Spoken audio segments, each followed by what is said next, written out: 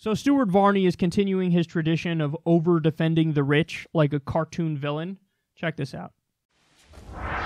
The Tax the Rich outrage machine fired up about an hour ago in D.C. It is literally the Tax the Rich Conference. Literally, that is its name, Tax the Rich. And it's staged by those patriotic millionaires. They're the people who have already made their pile, but are determined to stop you from making yours. The socialists are running this conference. It's a setup for their complete takeover of the Democratic Party. Representatives Pramila Jayapal and Mark Pocan, they lead the House Progressive Caucus. They are there. Representative Barbara Lee will be speaking to a panel about the war of world views. Randy Weingarten leads a discussion on funding our future by taxing the rich. By the way, Ms. Weingarten took $194,188 for unused vacation and sick days in 2010 when she left her teachers' union job. She made $600,000 that year. A couple of the panels will be moderated by Washington Post reporters Helene Olin and Jonathan Capehart. The Washington Post is owned by the richest capitalist of them all, Amazon's Jeff Bezos. What are they doing there? Check out some of the panels. Trump's tax bill, the art of the steal, how the rich got richer, and learning to save America.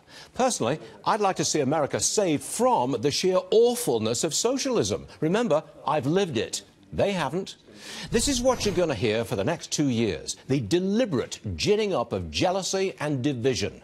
The patriotic millionaires are just a convenient prop for the socialists. They will be used as dupes. This conference will conveniently ignore the success of President Trump's capitalist economy. Does anyone seriously believe that taxing the rich even more will help poor people? It will not. It is Trump who has helped poor people, the lowest unemployment rate for minorities in decades, the fastest wage growth in years. Tax cuts did this, not tax hikes. And what's this about the rich paying their fair share? They do already, and then some.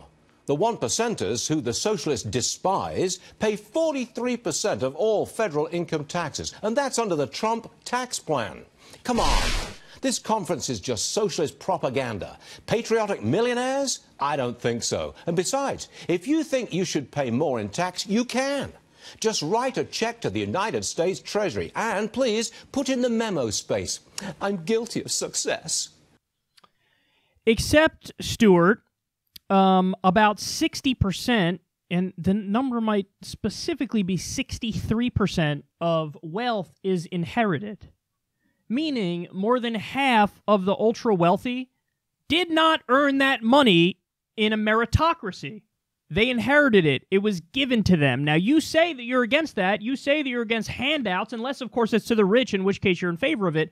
But when it comes to poor people, that's when you say, pull yourself up by your bootstraps, good sir. Well, why aren't you screaming, pull yourself up by your bootstraps to 63% of the mega-rich in this country? Perhaps you're not doing that because you're not principled. You're a hack, and your whole job is to defend the rich. So, no, it's not. The argument isn't the left is against success, full stop. That's not what we're saying. That's you strawmanning us in a comical, over-the-top, comic book villain kind of way. The argument from us has always been, let's set up a reasonable, rational, logical system that is not insanely out of whack, that gives people equal opportunity.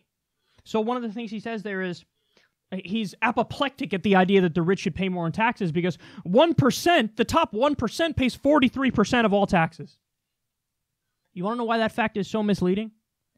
Because the top 1% owns more wealth than the bottom 90% combined.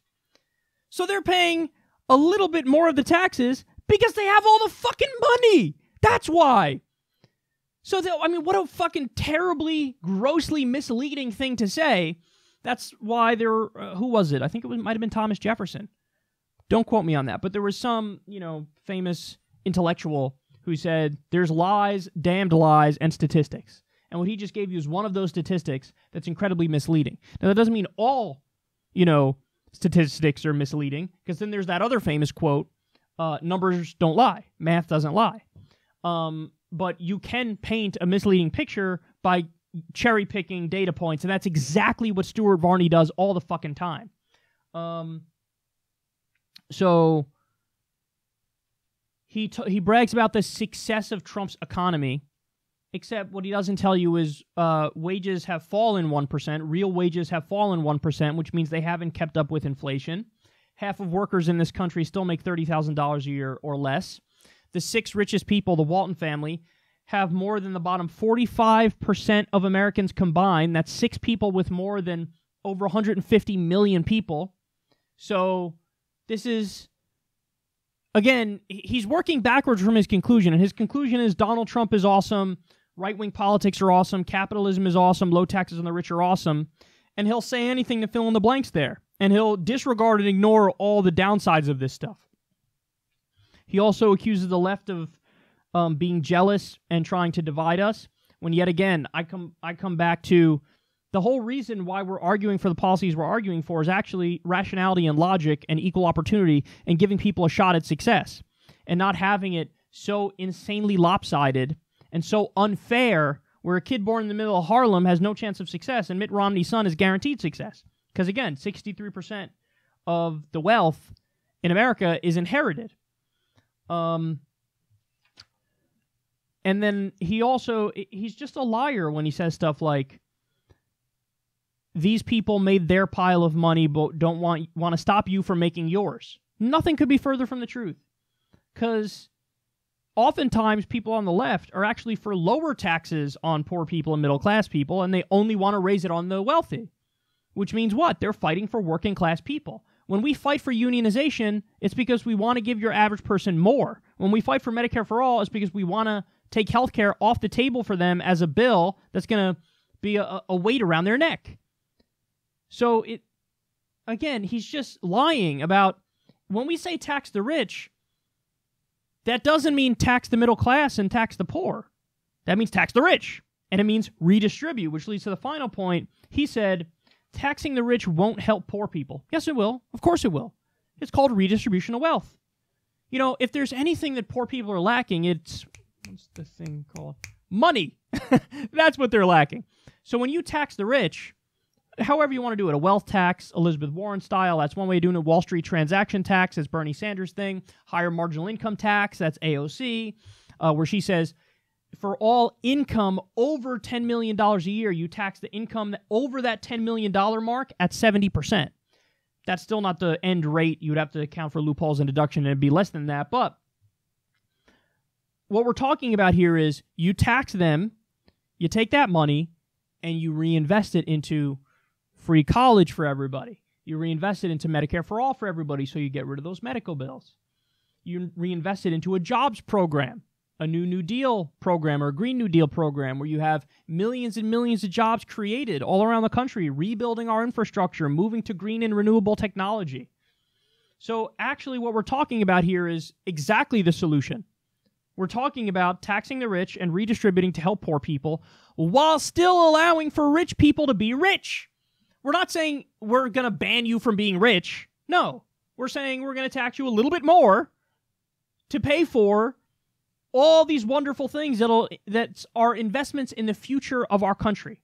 And by the way, every other developed country has higher marginal income tax than we do, has more redistributive policies, is more of a social democracy than we are, and their outcomes are significantly better. So he says, I've lived on that, and it's bad. You don't know what the fuck you're talking about, son. I go by numbers. I don't give a shit about your opinion. I don't care about your opinion, Stuart Varney. I care about what the studies say.